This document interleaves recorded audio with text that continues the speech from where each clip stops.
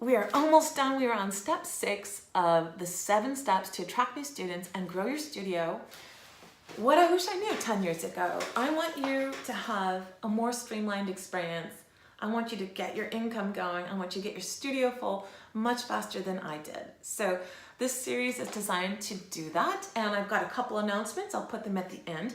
But this one is all about networking. So I moved to Eugene 10 years ago. I was on the East Coast before that, and I quit my job, sold my house, and moved here, and I made it my job to meet people. I literally looked at my schedule when I was crafting my schedule for that week, and I did not have any students at first. And it was like, okay, you're going to join a meetup group, and you're going to go check out this, and you're going to go to this and this and this. And I really had to put myself out there. Remember, in our step 1, our mindset is to do this. We know that we're going to break out of our comfort zone. So for some of you, that might not be an organic thing that you would normally do, but I want you networking. I want you meeting people, and your assignment, I want you to do at least 6 networking things. This is step 6. Make it a 6 minimum, and please let us know in the steps below. I think that'd be really fun to hear what you do. So what I like to do, I like to eat. So one thing I did, one of my favorite things I did in this process was call up or just meet my local teachers. Hi, I'm Heather. I'm new to the area.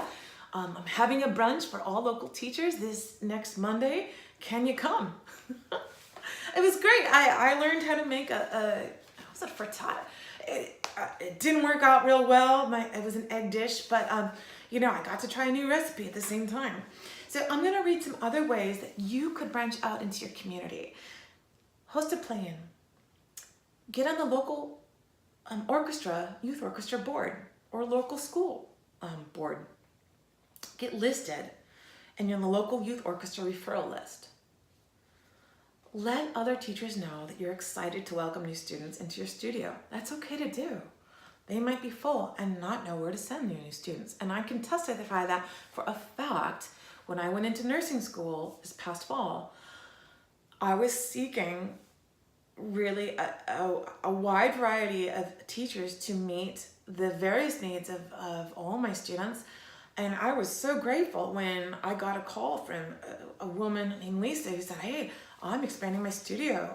Do you have any ideas for me? I said, fantastic. You're exactly who I was looking for. So let people know. On that note, hey, have you ever thought about just creating an association?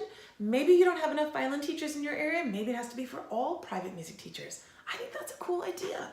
Think about that.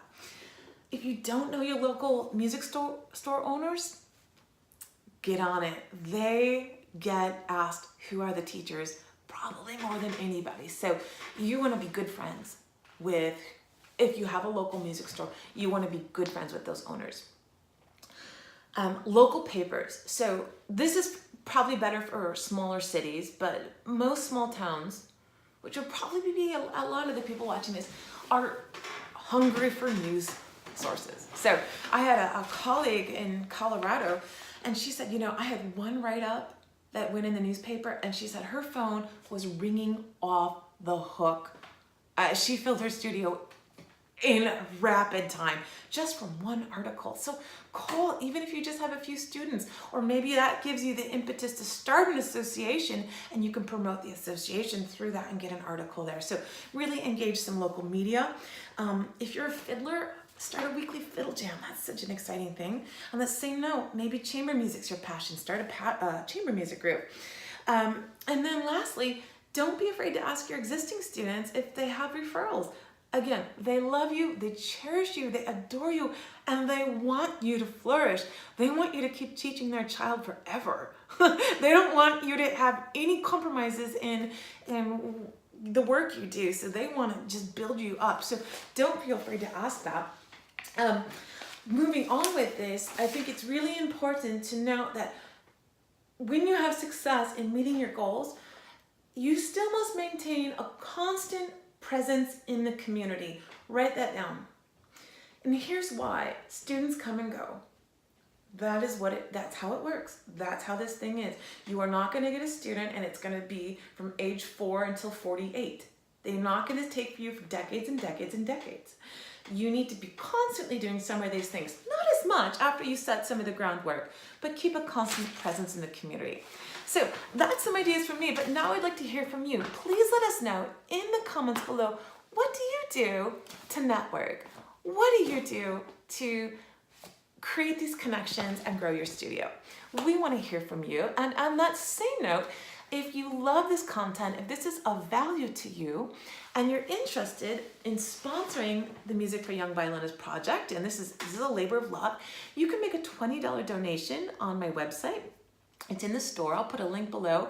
And that gets you this entire series as a PDF download, so you can go through it and be really, just kind of study some of these approaches and be strategic. But it also gets you a $20 gift certificate to my store, which I have a special place in my heart for you teachers. I want to see you succeed. So thank you for your consideration. And we have one more, step 7. This is a unique one. You want to watch that. See you on the next video. Thank you.